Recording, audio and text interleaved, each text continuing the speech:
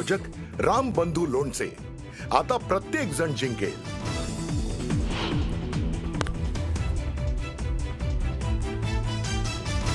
महापालिका निवडणुकीचा उमेदवारी अर्ज मागे घेण्यासाठी उरले अवघे काही मिनिटं।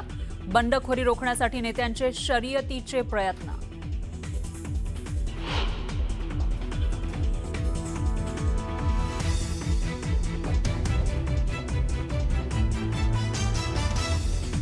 नाशिकमध्ये 2 उमेदवारांमध्ये नाराजी नाट्य। अर्ज मागे घेण्यासाठी 2 उमेदवारांमध्ये वाद।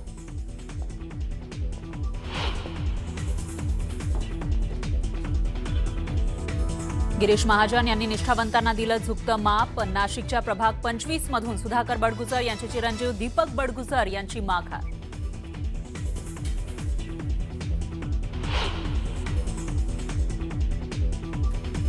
पुण्यात महायुती नाहीच। पुण्यामध्ये शिवसेनेचे 123 उमेदवार रिंगणात। एकही उमेदवार माघार घेणार नाही, नाना भानगिरेंची माहिती।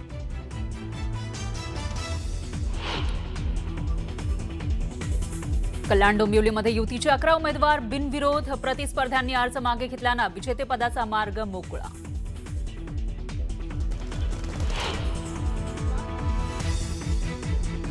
ठाण्यात शिवसेनेचे 4 उमेदवार बिनविरोध। विरोधी उमेदवारांनी अर्ज मागे घेतल्यानं शिवसेना उमेदवारांचा मार्ग मोकळा।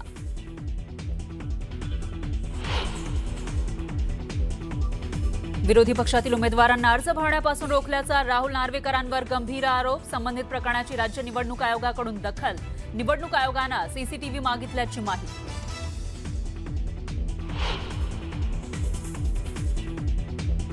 उपमुख्यमंत्री एकनाथ शिंदेंच्या ठाण्यातील घराबाहेरील कारमध्ये आरो अधिकारी तर संबंधित आरोंमार्फत धमक्या आणि दबाव टाकून अर्ज मागे घ्यायला लावले। संजय राऊतांचा गंभीर आरोप।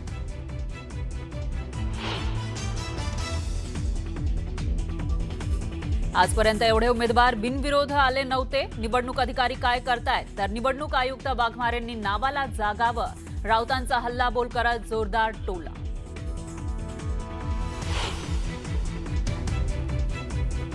नागपुरात उमेदवारी अर्ज माघारीवरून नाट्यमय घडामोडी। अर्ज मागे घेऊ नये यासाठी भाजप उमेदवाराच्या समर्थकांनीच त्यांना कोंडलं खरा।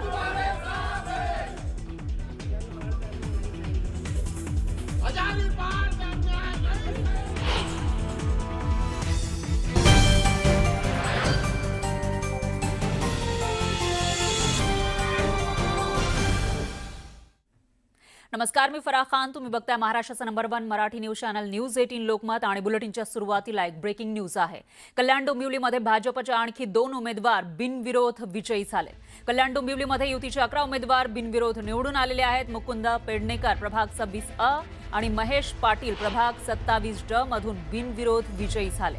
या दोन्ही उमेदवारांसमोरच्या प्रतिस्पर्ध्यांनी अर्ज मागे घेतले, त्यामुळे या दोघांचाही विजेतेपदाचा मार्ग मोकळा झाला आहे आणि ते बिनविरोध निवडून आले।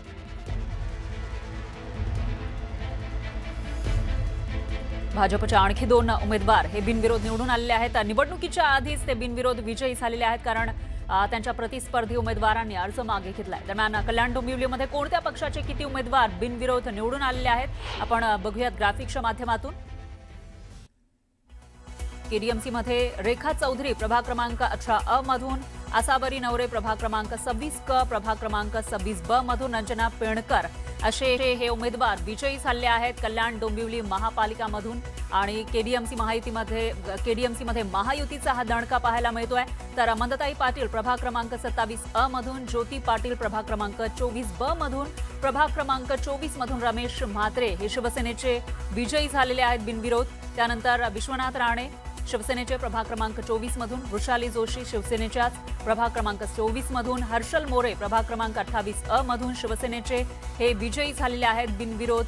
अशा पद्धतीनं महायुतीचा दणका या ठिकाणी पाहायला मिळतोय। तर भाजपच्या आणखी 2 उमेदवार हे बिनविरोध झालेले आहेत। त्याच्यामध्ये प्रभाग 26 अ मधून मुकुंद पेडणेकर, प्रभाग 27 ड मधून महेश पाटील जे केडीएमसीचे मतदार आहेत, तिथले रहिवासी आहेत, त्यांच्यासाठी त्यांच्या प्रभागामधले हे अपडेट आपण या ठिकाणी बघू शकतोय। कोणत्या प्रभागामधून कोणते उमेदवार, कोणत्या पक्षाचे उमेदवार हे बिनविरोध विजयी झाले आहेत, त्यांचा नगरसेवक नेमका कोण असेल हे या ठिकाणी दिसून येते।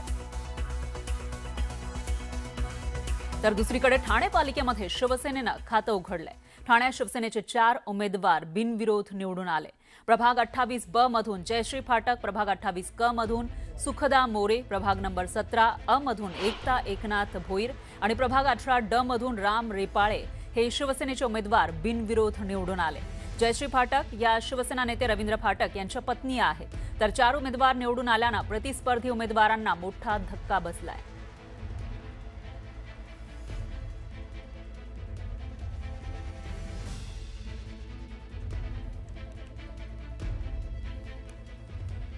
तर तिकडे नाशिकमध्ये आज पुन्हा एकदा माघारीच्या दिवशी भाजपच्या 2 कार्यकर्त्यांमध्ये फ्री स्टाईल हाणामारी झाली। प्रभाग क्रमांक 31 मधून भाजपनं इच्छुक असलेले देवानंद बिरारी हे त्यांची पत्नी वंदना बिरारी यांच्यासोबत अपक्ष फॉर्म मागे घेण्यासाठी आले होते, तेव्हा भाजपचे अधिकृत उमेदवार बाळा शिरसाट आणि बिरारी यांच्यामध्ये फ्री स्टाईल हाणामारी झाली। पोलीस आणि इतर पदाधिकाऱ्यांनी यावेळी मध्यस्थी केली, त्यावेळची ही दृश्य आपण बघू शकतोय।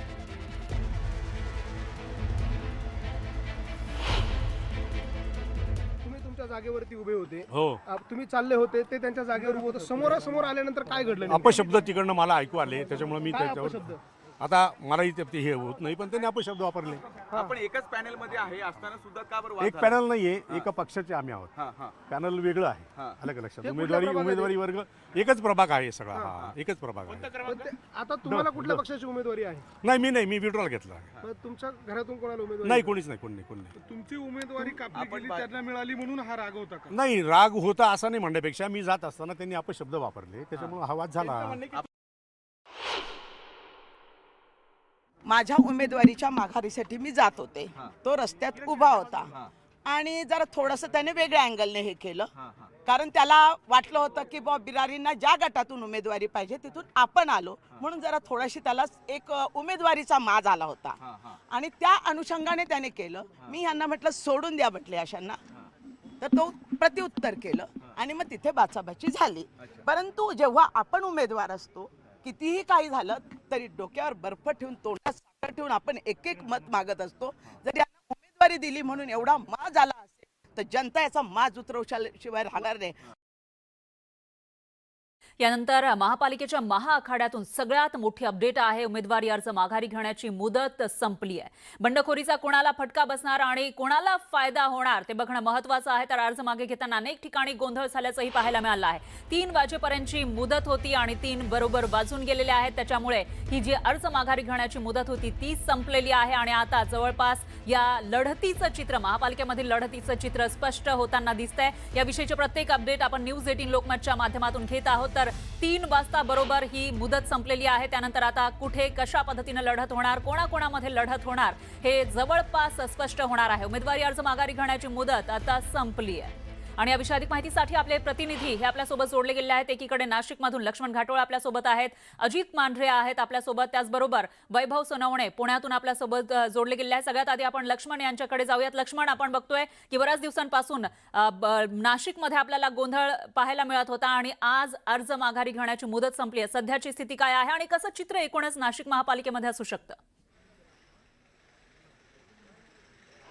आपण जर बघितलं तर नाशिक महानगरपालिकेच्या निवडणुकीची जी रणधुमाळी सुरू होती, या रणधुमाळीमध्ये जी माघारीची मुदत होती ती आता संपलेली आहे। यामध्ये प्रमुख कुठल्या माघाऱ्या झाल्या असेल तर त्यामध्ये सुधाकर बडगुजर यांचे पुत्र दीपक बडगुजर यांनी 2 प्रभागामध्ये त्यांचे फॉर्म जे आहे ते अधिकृत ठरवण्यात आले होते, त्यापैकी त्यांनी प्रभाग क्रमांक 25 मधून माघार घेतली। सुधाकर बडगुजर यांच्या पत्नी हर्षा बडगुजर यांनी देखील 25 मधून माघार घेतली। आता प्रभाग क्रमांक 29 मधून सुधाकर बडगुजर यांचे पुत्र यांचा हे उमेदवार असणार आहे, 25 मधून ते स्वतः उमेदवार असणार आहे। तिकडे नाशिकच्या प्रभाग क्रमांक 10 मध्ये शशिकांत जाधव यांनी बंडखोरी केलेली आहे, त्यांनी माघार घेतलेली नाहीये। प्रभाग क्रमांक 3 मध्ये अमित घुगे हे भाजपचे सरचिटणीस होते, त्यांची माघार होणं अपेक्षित होतं, मात्र त्यांची देखील यामध्ये माघार झालेली नाहीये। त्यामुळे नाशिक महानगरपालिकेच्या निवडणुकीमध्ये विशेषतः भारतीय जनता पक्षामध्ये अनेक प्रमुख माघाऱ्या होणं अपेक्षित होतं, मात्र ह्या माघाऱ्या होऊ शकल्या नाही। केवळ बडगुजर फॅमिली आणि त्यांच्या भोवती जे काही राजकारण गेल्या काही दिवसापासून सुरू होतं, त्या एकाच कुटुंबातल्या भोवती जे सगळं राजकारण सुरू होतं त्याच कुटुंबातल्या 2 व्यक्तींनी माघार घेतली असली तरी त्यांचे 2 फॉर्म जे आहेत ते मात्र कायम आहे आणि त्यामुळे भाजप पक्षामध्ये निष्ठावान असलेल्या पदाधिकाऱ्यांना त्यांना आता उमेदवारी मिळू शकलेली नाही, ज्या त्यामध्ये मुकेश शहाणे यांना त्यामधून डावललं गेलं, तर 3 उमेदवारांना या ठिकाणी पुरस्कृत व्हावं लागलेलं आहे. हा सगळा गोंधळ नाशिकमध्ये पाहायला मिळतोय. मात्र या सगळ्यामध्ये जर आपण विचार केला तर विशेषतः भारतीय जनता पक्षाला या सगळ्याचा सर्वाधिक फटका जो आहे तो येणाऱ्या निवडणुकीमध्ये बसू शकतो, अशा प्रकारची शक्यता आता निर्माण झालेली आहे. कारण भारतीय जनता पक्षाकडनं अपेक्षित होतं की काही मोठ्या नावांची माघार या 3 वाजेपर्यंतच्या वेळेमध्ये होईल. यासाठी मंत्री गिरीश महाजन देखील काल रात्रीपासून नाशिकमध्ये तळ ठोकून होते. मुंबईहून काही पथकं जी आहे अर्थात काही टीम या नाशिकमध्ये माघारीसाठी पाठवण्यात आलेल्या होत्या. पक्षश्रेष्ठींनी त्यासाठी काही फौज नाशिककडे पाठवलेली होती. मात्र ही फौज नाशिकला येऊन देखील ज्या प्रमुख माघाऱ्या होणं अपेक्षित होतं त्या होऊ शकलेल्या नाहीये. त्यामुळे भारतीय जनता पक्षामध्ये माघारी अर्थात बंडखोरांमुळे भारतीय जनता पक्षाच्या अधिकृत उमेदवारांना मोठ्या प्रमाणात फटका बसू शकतो. बरोबर आहे, तिकडे लक्ष्मण. शिंदेच्या शिवसेनेमध्ये काही प्रमुख माघाऱ्या झाल्यात, तर काही ठिकाणी बरोबर आहे लक्ष्मण. एकूणच बंडखोरीला ऊत आल्याचं दिसतंय. त्यामुळे नेमका आता निवडणूक कशी होते, प्रचार कसा होतो आणि कोण विजयी होतं त्याकडे लक्ष आहे. यानंतर आपण अजित मांढरेंकडे जाऊया. ठाण्यामध्ये ते आहेत. अजित, ठाण्यामध्ये इंटरेस्टिंग अशी ही निवडणूक होणार आहे. आता मुदत संपली अर्ज माघारीची. सध्याचं चित्र कसं आहे? प्रियंका, सकाळपासून आपण पाहत होतो की कशा रीतीनं एक नगरपालिका महानगरपालिकांमधून बिनविरोध उमेदवार जे निवडून येत होते, विशेष करून भाजप आणि शिवसेनेची युतीचे. मी ठाण्यातलं स्पेसिफिक सांगतो की ज्या पद्धतीनं सगळी रणनीती आखली होती, रात्री बैठका झाल्या, काँग्रेसची असेल, उबाटाची असेल, उपमुख्यमंत्री एकनाथ शिंदे असेल, आमदार निरंजन डावखरे असेल, यांच्या बैठका झाल्या. यानंतर सकाळी रिझल्ट यायला लागले. 18 नंबरचा पॅनल जो आहे हा शिवसेनेचा, या पॅनलमधून 4 ते 4 उमेदवार शिवसेनेचे बिनविरोध आलेले आहेत असा मेसेज फिरला. त्यानंतर या सगळ्या गोष्टी जे ते अधिकृतपणे जाहीर होण्याचं बाकी होतंच, तितक्यात उबाटाचे मधुकर होडावडेकर यांनी अचानकपणे माघार घेण्यास नकार दिला.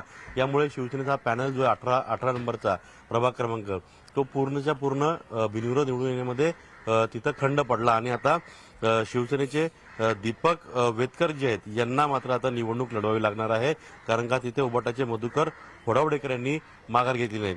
तर याच मतदारसंघामध्ये 18 मधून जयश्री फाटक, आमदार रवींद्र फाटक यांच्या पत्नी आहेत, त्या बिनविरोध झालेल्या आहेत. सुखदा मोरे हे शिवसेने सचिव जे आहेत त्यांच्या आहेत 18 मधून त्या बिनविरोध झालेल्या आहेत. एकनाथ शिंदे यांचे अत्यंत जवळचे मानले जाणारे 18 मधून राम रेपाळे हे देखील तिथं बिनविरोध आलेले आहेत. या पॅनल